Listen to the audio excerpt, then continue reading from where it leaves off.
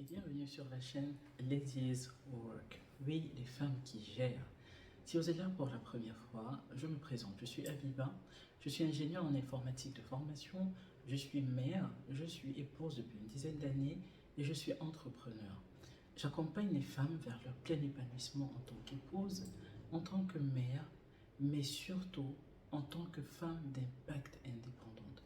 Donc ça dure 5 ans, depuis 2018, je le fais à travers des formations, à travers du coaching, à travers des livres que j'ai écrits jusqu'ici et aujourd'hui à travers des vidéos. Aujourd'hui, nous allons parler du couple. Pourquoi? Parce que j'estime que c'est dans le couple qu'on puise l'énergie nécessaire pour briller à l'extérieur, pour gravir les montagnes. Si vous êtes, vous arrivez sur la chaîne pour la première fois, vous allez souvent entendre parler de couple sur cette chaîne. Vous allez souvent entendre parler de développement personnel parce que nous sommes ici pour être des femmes d'impact indépendantes, mais vous allez souvent entendre parler de développement financier. Comment est-ce qu'on fait pour gagner de l'argent? Parce que sans argent, il est difficile d'impacter. Donc, aujourd'hui, nous allons parler du couple parce que, comme je le disais, c'est la base. Lorsque tout va bien dans le couple, en général, tout ça se ressent, ok, autour de soi, dans la relation avec les enfants, dans la relation avec nos amis, dans la relation au travail avec les collègues. C'est pour cette raison qu'on va concentrer une grande partie de notre énergie sur le couple, assainir le couple et faire de ce couple le catalyseur de votre réussite. Donc, aujourd'hui, on va parler de l'astuce qu'il faut mettre en place pour pouvoir faire du couple le catalyseur de votre réussite. Comment faire du couple le catalyseur de votre réussite? Avant d'arriver là, j'aimerais vous faire remarquer une chose. Votre conjoint, vous avez rencontré tellement de personnes dans votre vie, ok, des milliers.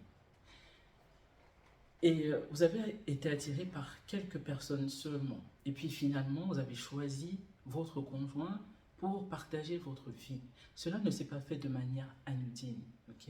Vous avez rencontré votre conjoint ou vous l'avez choisi pour une raison précise, pour vous permettre de grandir, pour réveiller, pour titiller les différentes blessures qu'il y a en vous, qui se sont créées pendant votre enfance, afin que vous puissiez en prendre conscience, y travailler, guérir de ces blessures et retrouver votre complétude. Si vous n'avez pas lu ce livre, je vous conseille vivement de le lire. Le livre Le couple mode d'emploi, qui a été écrit par Harville Hendrix. C'est un expert du couple qui a passé des années à étudier le couple. Il a étudié des milliers de couples. Lui aussi, il a eu pas mal de problèmes dans son couple. Et au vu de toutes ces études-là, il en a sorti une théorie qui se vérifie à tous les coups. La théorie de l'imago. Cette théorie stipule, pour être brève et vous expliquer à peu près ce qu'il dit dans son livre, qui est vraiment très très bien étoffé, je vous le reconseille, lisez-le.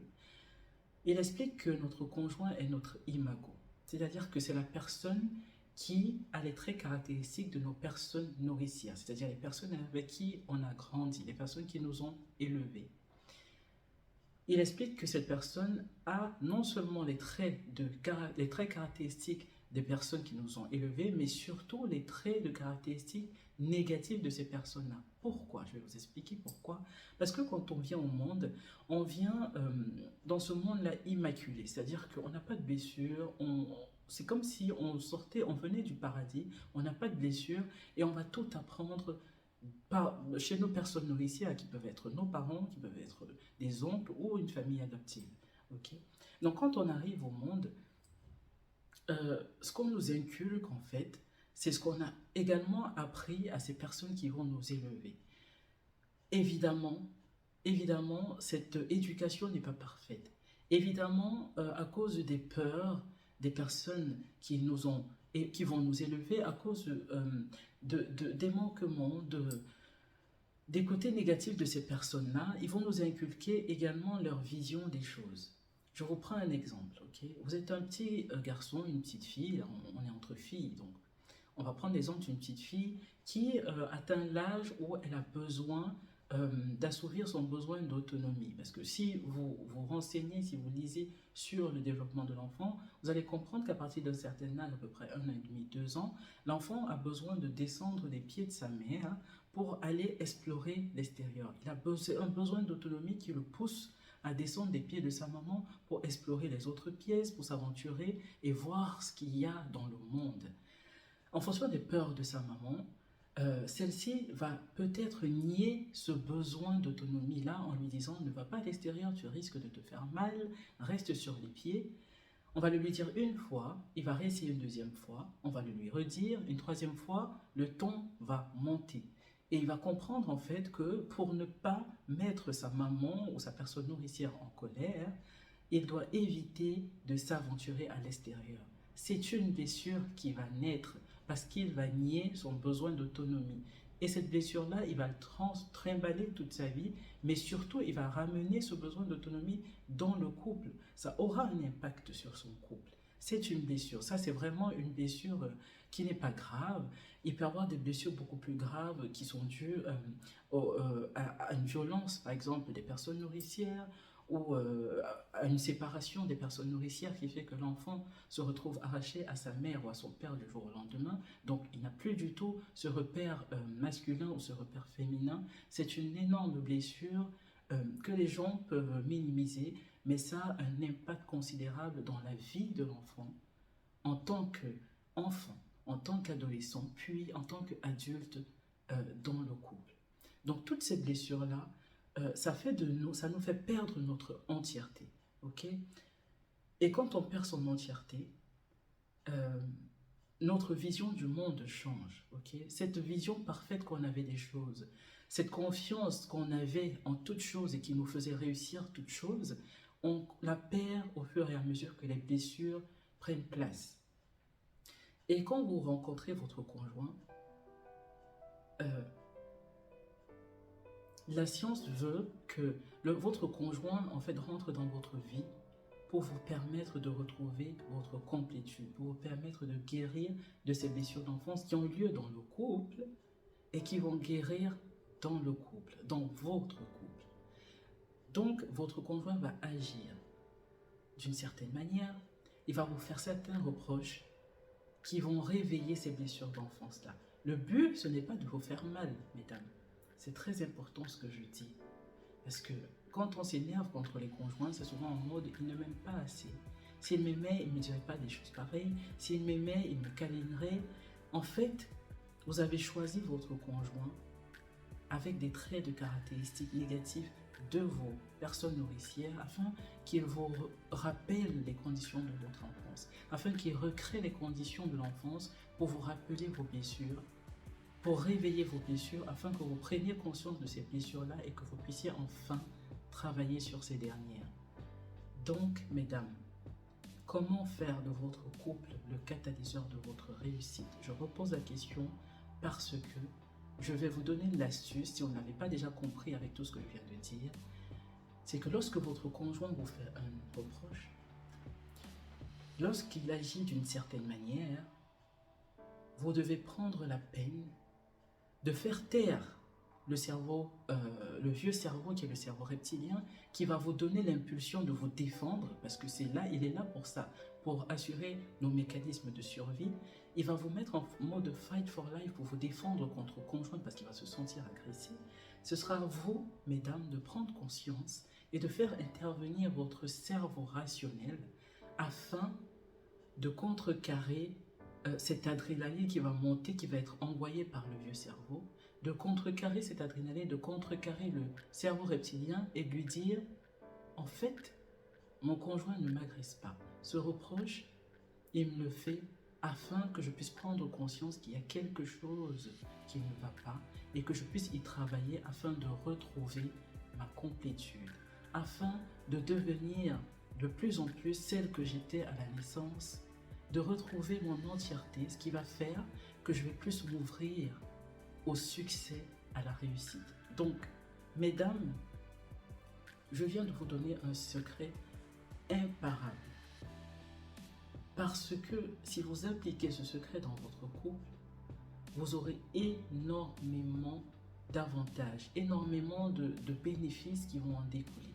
Je vais les citer, je vais en citer que 3. Mais vous allez vous rendre compte qu'au fur et à mesure, l'énergie dans votre couple va complètement changer. Et ce, dans le sens positif. Le premier avantage de cette prise de conscience, c'est que les disputes vont largement et nettement diminuer pour finir par pour finir par disparaître dans votre couple. Pourquoi? Parce que vous vous disputez pour vous défendre quand on vous fait une remarque, quand on vous fait un reproche, quand on agit d'une manière qui vous titille, qui réveille quelque chose en vous. En prenant conscience que ce truc qu'on réveille en vous, c'est pour vous permettre de travailler dessus, vous n'allez plus vous emporter. Au contraire, vous allez dire à votre conjoint, merci de me faire ce reproche, je vais voir, je vais étudier, je vais essayer de comprendre ce que tu essaies de me dire, je vais essayer de comprendre la vérité que tu essaies de me faire voir, afin de travailler dessus. Ça, c'est le premier avantage, moins de disputes. Deuxièmement, votre conjoint va remarquez que vous faites attention à ce qu'il dit, que vous faites attention aux remarques qu'il vous fait. Et ça va lui donner un sentiment d'importance vis-à-vis de vous. C'est-à-dire qu'il va se sentir important à vos yeux. Et ça n'a pas de prix. Le besoin primordial de tout être humain, c'est son besoin d'être important, de se sentir important, de se sentir apprécié, de sentir que il a de la valeur aux yeux des autres. Et plus encore dans le couple, quand le conjoint se sent valorisé, quand il a l'impression que son point de vue est pris en compte par son partenaire, ça décuple l'amour, mesdames. Donc, deuxième avantage énorme, considérable, votre conjoint va se sentir important à vos yeux. Le troisième avantage, qui n'est pas le moindre, c'est que vous allez commencer à travailler sur vous. Vous allez commencer à travailler sur vos blessures et au fur et à mesure, vous allez guérir de vos blessures et vous allez devenir une meilleure personne.